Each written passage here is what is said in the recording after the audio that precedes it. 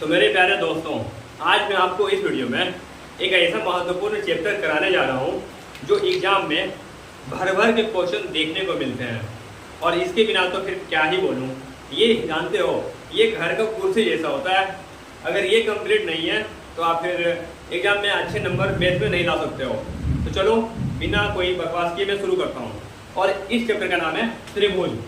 क्या नाम है? त्रिभुज। और एकदम मैं इसको आसानी वे में लेने वाला हूँ। जैसे देखो, नाम है त्रिभुज, मतलब तीन भुजा, है ना। तीन भुजा से घिरी आकृति को त्रिभुज कहते हैं। आप नहीं जानते तो लिखो, क्योंकि हम एकदम शुरू से शुरू करने वाले हैं। जैसे देखो, त्रिभुज, इसका नाम दे देते हैं। ए है और बी है और सी है। इसमें भुजा कितना है? तीन। यहाँ देखो, अगर बात करते हैं भुजा का, तो भुजा कितना है? तीन है। नाम है ए बी, उसके बाद देखो बी सी, उसके बाद देखो ए सी। भुजा देख लिया आपने। अब आते हैं, अगर आप इसी में देखोगे एंगल, तो यानी कोण, ये कोण है, तो कोण ए और कोण बी और कोण सी। बस इसको लिखने का दो तरीका है मेरे पास। क्या क्या लिख सकते हैं? बी ए सी, यहाँ पे लिखोगे। अगर कोण के बारे में लिखना चाहोगे, यहाँ पे लिखेंगे बी ए सी, यानी कि ये वाला कोण, बी ए सी। या फिर इसी को लिख सकते हैं सी ए बी, कोण सी ए बी। और जो कोण होता है उसको हम बीच में रखते हैं। अब दूसरा कोण, हमने कोण ए ले लिया, कोण B low, A B C, कोण ए बी सी, या सी बी ए, कोण सी बी ए। देख रहे हो, बहुत ईजी है। आप पूरा ध्यान यहाँ रखो। उस तरह अब कौन सी लेते हैं? ए सी बी और बी सी ए। समझ रहे हो? ए सी बी, तो ए सी बी, और बी सी ए, तो बी सी ए। देखो, उसको बीच में रखेंगे। समझ रहे हो? अच्छा, त्रिभुज का अगर नाप यहाँ पे मान लो कि ये 5 है और ये 6 है और ये 7 है, तो देख रहे हो त्रिभुज का एक भुजा है जो दोनों भुजा से बड़ा है। समझ रहे हो? अच्छा, इसमें भी कोई रूल है? यस, आप सुनना बढ़िया से। त्रिभुज का जो सबसे बड़ी भुजा है वो दोनों भुजाओं के योग से बड़ा नहीं होना चाहिए। समझे?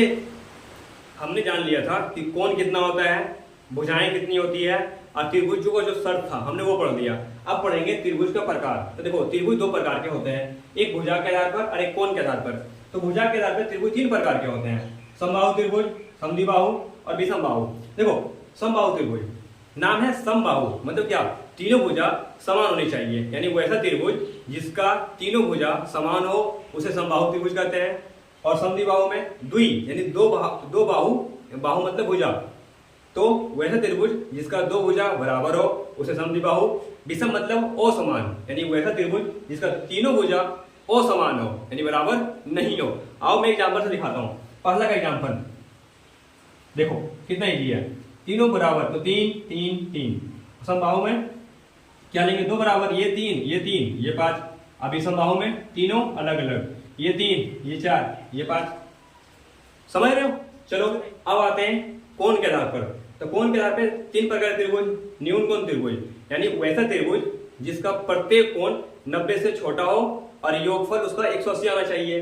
समकोण त्रिभुज, वैसा त्रिभुज जिसका एक कोण 90 डिग्री हो, बाकी दो कोण कुछ भी ले सकते हो, लेकिन याद रहे 180 डिग्री आना चाहिए योगफल। और अधिकोण त्रिभुज, वैसा त्रिभुज जिसका एक कोण 90 से अधिक हो और योगफल इसका भी 180 आए। चलो एग्जांपल लेते हैं न्यून कोण त्रिभुज का। न्यून कोण त्रिभुज में क्या? तीनों कोण, एक लेते हैं 60 और एक ले लो 70 और एक ले लो 50, हो गया न्यून कोण। समकोण में क्या? एक कोण कितना होना चाहिए? 90 डिग्री। चलो 90 डिग्री, एक कोण 90 ले लो, बाकी इसको 40 ले लो और इसको ले लो कितना? 50 ले लो, तो देखो हो गया 180। और अधिकोण त्रिभुज में क्या? एक कोण कितना होना चाहिए? आपका एक कोण होना चाहिए 90 से बड़ा, 120 ले लो और इसको 40 ले लो और इसको 20 ले लो, हो गया। समझ रहे हो? बस इतना ही तो था त्रिभुज में जो आपको जानना जरूरी था। अब आते हैं हम पूरक कोण और समपूरक कोण क्या होता है। देखो, पूरक कोण किसे कहते हैं? जिन दो कोणों का योग 90 डिग्री हो, जिन दो कोणों का योग, चलो इसको मानते हैं कि अगर x प्लस वाई का मान 90 डिग्री हो गया। जिन दो कोणों का योग 90 डिग्री हो उसे पूरक कोण कहते हैं, और संपूरक कोण जिन दो कोणों का योग 180 डिग्री हो उसे क्या कहेंगे, संपूरक कोण कहेंगे। आप लिखो भाषा, समझते हैं। अब पूछेगा सपोज कि 20 डिग्री का पूरक कोण कितना होगा, तो 20 डिग्री में हम कितना जोड़ दें कि पूरक कोण मतलब 90 डिग्री आ जाए, 70। तो 20 डिग्री का कितना आएगा, 70 डिग्री, मतलब दो कोणों का योग 90 डिग्री होना चाहिए। तो 20 डिग्री का पूरक कोण कितना होगा, तो जोड़ने के बाद 90 आना चाहिए। तो 20 में कितना जोड़ दें 90 आ जाएगा, 70। लेकिन अगर वही पूछ दिया आपको कि जीरो का पूरक कोण, तो जीरो में कितना जोड़ेंगे, 90 आएगा, तो 90 डिग्री जोड़ देंगे, समझ लो। लेकिन ये क्वेश्चन इस तरह पूछेगा, ध्यान देना हम जो कर रहे हैं, इसको जब पूरक कोण है ना, अगर जब पूछेगा पूरक कोण निकाले तो सबसे पहले जो एंगल है यानी कि जो कोण मानेंगे, सबसे पहले हम कोण को मानेंगे x, ठीक है। तो पूरक कोण जो होगा आपका, जो पूरक कोण जो हो जाएगा वो हो जाएगा आपका 90 माइनस एक्स।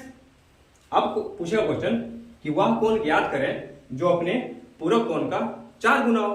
तो कैसे ज्ञात करेंगे, देखो एक क्वेश्चन अगर दे दिया कि वह कोण ज्ञात करें जो अपने पूरक कोण का 4 गुना है, तो वह कोण ज्ञात करें x बराबर, यही कोण ज्ञात करना है, पूरक कोण का 4 गुना है, इसका 4 गुना, तो 90 माइनस एक्स का 4 गुना। तो वो कितना इजी है, ध्यान दो, x बराबर ये देखो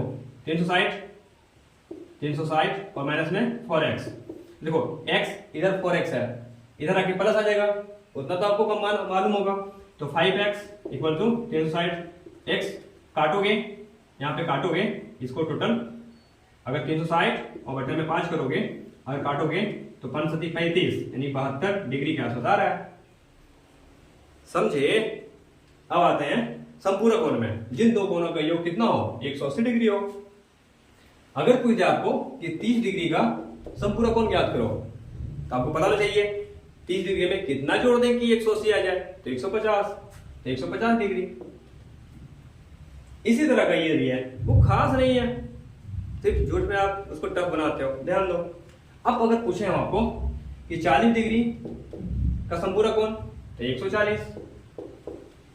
लेकिन क्वेश्चन इस तरह नहीं आएगा, क्वेश्चन आएगा कि वह कोण ज्ञात करें जो अपने संपूरक कोण का 4/6 हो, 2/3 हो। आ जाओ उस तरह भी सीख लेते हैं। तो यहाँ पे लिखना, माना कोण x, तो संपूरक कोण कितना हो जाएगा, संपूरक कोण 180 माइनस एक्स। तो वह कोण ज्ञात करें जो अपने संपूरक कोण का कितना हो, 4/6 गुना हो। तो आओ ट्राई कर लेता हूं। तो x equal to 180 minus x गुना 4/6, तो जिसके साथ बोलेगा उसको हम गुना कर देंगे। करना क्या है, तो देखो 6 को इधर गुना कर दो, 6 को इधर गुना कर दो, 6 को इधर, तो 6x बराबर, या देखो 18 चौक 72 माइनस 4 गुना x, तो 4x। अब 6x 4x जुड़ जाएगा, तो 10x इक्वल टू 720।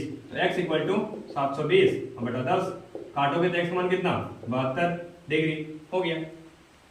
अरे इससे भी कोई इजी है क्या, लेकिन ये तभी इजी लगेगा जब आप लिख करके बड़े तरीके से समझोगे, ठीक है। तो अब समझेंगे समरूप और सर्वांगसम है क्या। अब केवल सुनने पे ध्यान देना। समरूप मतलब वैसा आकृति जिसका बनावट समान हो, लेकिन वो छोटा बड़ा हो सकता है, उसे समरूप कहते हैं। लेकिन सर्वांगसम में ऐसा नहीं होता है। सर्वांगसम वैसी आकृति जिसका बनावट और आकार भी समान होना चाहिए, उसे कहेंगे सर्वांगसम। यानी जुड़वा बच्चे देखे हो, वो सर्वांगसम में आ जाएगा। ये ध्यान दो। अब समरूप बनावट एक जैसा लेकिन छोटा बड़ा, ये देखो ये भी विदित है तो ये भी विदित हो गया, समझ रहे हो। लेकिन सर्वांगसम में ऐसा नहीं होगा। सर्वांगसम में ये भी अगर एक जैसा है तो इसकी साइज का ये भी होना चाहिए, यानी दोनों इसमें इक्वल होना चाहिए। यानी इसमें आकृति और बनावट एक समान, इसमें बनावट एक समान, आकार छोटा बड़ा हो जाएगा, चलेगा। समझ गए। चलो अब मैं आपको कुछ एक चीज और बताता हूं। ये यहाँ क्लियर हो गया यहाँ तक, ठीक है। अब मैं आपको बताता हूं, जैसे देखो अगर कोई रेखा है, ठीक, उसके ऊपर कोई लंब है, ठीक है। अब ध्यान देना, जैसे ये पूरा का पूरा जो विदित होता है, यहाँ से अगर तो ये 360 डिग्री होता है, तो ये हम अर्ध विदित ले रहे हैं ऐसे करके, तो ये कितना है 180 डिग्री। अब मान के चलो कि आपका, समझो जैसे बात ध्यान से, अगर एक क्वेश्चन दे दिया आपको यहाँ से लेके ऐसे करके, और ये दे दिया आपको 5x, ठीक है, और ये दे दिया 4x। अब बोल दिया कि x का मान निकालो, तुम जानते हो ना इसका मान 180 डिग्री होता है, तो क्या करेंगे 5x और प्लस 4x इसको 180 डिग्री, तो 9x इक्वल टू कितना 180 डिग्री, तो x बराबर कितना आ जाएगा 180 और बटे में 9 काटो तो कितना आएगा 20 डिग्री। तो पूछा गया 5x और 4x का मान बताओ, तो क्या करेंगे 20 गुना में 5 और 20 गुना में 4, तो कितना आ रहा है 100 डिग्री और 80 डिग्री आंसर। यहाँ कुछ भी दे सकता है 5x 4x 3x कुछ भी, ठीक है। बस यही था आपका।